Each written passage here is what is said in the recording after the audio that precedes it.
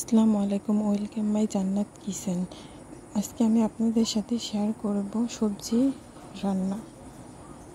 প্রথমে কড়াইটা গরম হয়ে আসলে পরিমাণ মতো তেল দিয়ে দেব।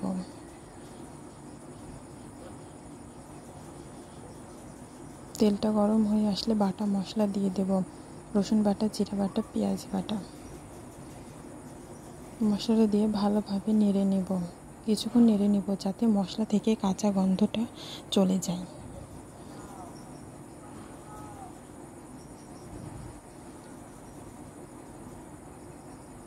মশলাটা যাতে পুড়ে না যায় সেজন্য সামান্য পরিমাণ পানি দিয়ে দেব।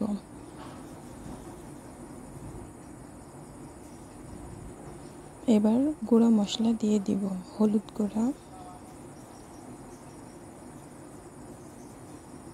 ধনিয়া গুঁড়া, মরিচের গুঁড়া,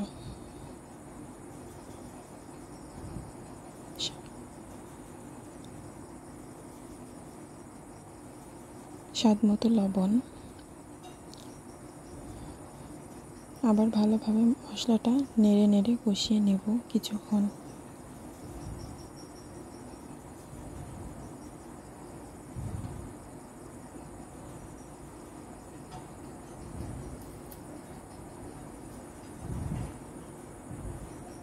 কষানো প্রায় শেষ, আর একটু নেড়ে দেব।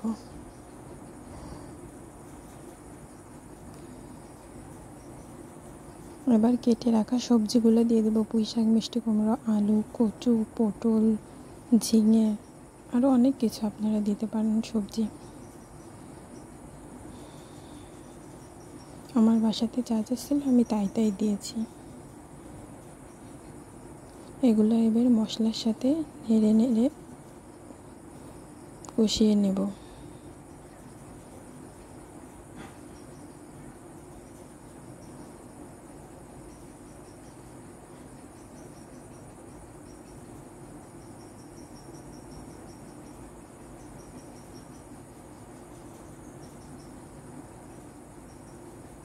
মশলাটা একটু নেড়ে নেড়ে নিয়ে এবার ঢাকনা দিয়ে ঢেকে দেব।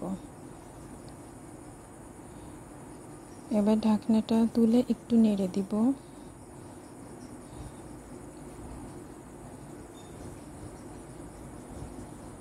নেড়ে নেড়ে কষিয়ে নিতে হবে। যত ভালো করে কষাবেন তত মজা লাগবে তরকারিটা খেতে। আবার ঢাকনা দিয়ে বেশ কিছুক্ষণ ঢেকে দেব। তারপরে আবার খুলে আর একটু নেড়ে নেড়ে কষিয়ে নেব। কষানো যত ভালো হবে তরকারি খেতে তত মজা লাগবে।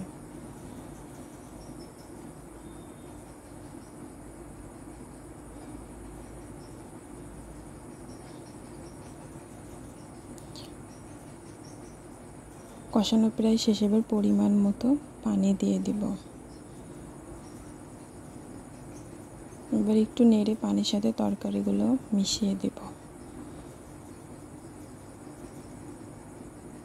এবার ঢাকনা দিয়ে ঢেকে দেব।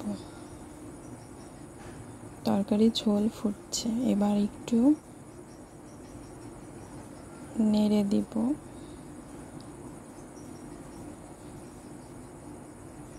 ঝোল ফুটছে, এবার একটু নেড়ে দিব।